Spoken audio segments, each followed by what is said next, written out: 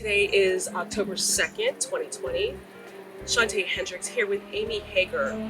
She just completed month 3 of her massage therapy school. So we're here to check in with Amy to see how things are going. Amy, my first question to you is, have your thoughts changed since you began this program 3 months ago? Yes, there's so much to learn. I underestimated it. I really didn't know what I was getting myself into. I feel humbled in the fact that I felt like I knew it all. So I realize now, like, wow, definitely there's a lot to it. And as a professional, I have a lot more respect for. I'm not saying I didn't in the beginning, but I just really had no idea. You don't know what you don't know until you know. And so I know now, and now as I'm learning all of this stuff, I mean, we're doing a whole test on just the nervous system, and that's like intense, so I feel like I also can relate to like nurses and doctors, and you know what I mean, because there's so much anatomy, there's so much about, we did the integumentary system and then the muscles, and like just learning all the systems of the body and how cells work, and it's just so detailed. And to be honest with you, I feel like I'm overwhelmed. So intense. That is a lot of information, a lot to take in. Right, and we have our midterms coming up in 1 week, so I'll be like officially halfway. Yes, awesome. You're feeling good about that going into it? Yeah, I feel like I'm gonna have to study. I have a lot to review. This is not one I could wing, Yeah. I don't think anybody can wing these exams, to be honest with you. Even just like my one for this upcoming Sunday for the nervous system, that's gonna be like an 80-question quiz, and if I didn't study, I would definitely fail it. So I see, I gotcha. Yeah. So how has this learning enhanced other stuff, like your yoga and everything else that you're involved in?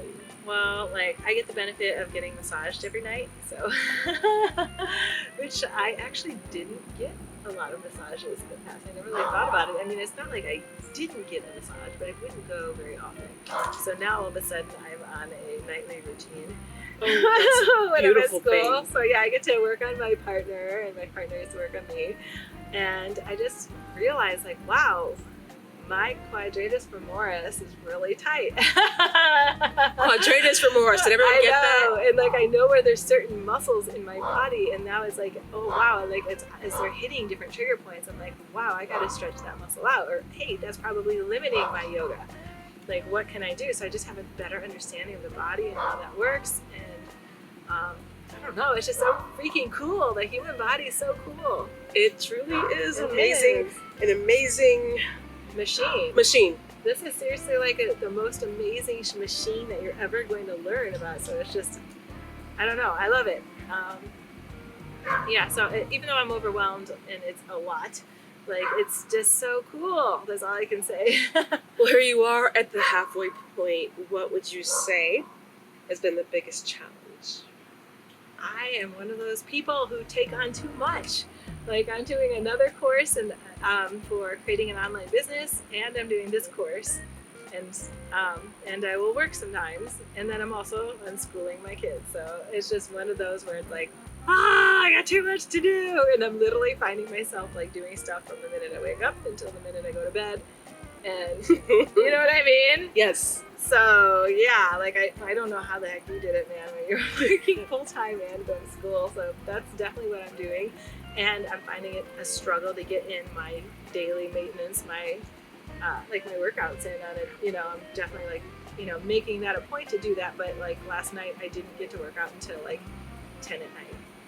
So, which is not my ideal situation, you know what I mean? But it literally just came down to that. Like, I had so much stuff to do, and I was literally trying to get everything done, and then also still be a good mom. So there's times I'm stopping. Like, there's times I'm literally working and doing as much as I can, but then the kids need attention. Like, I can't just not do anything.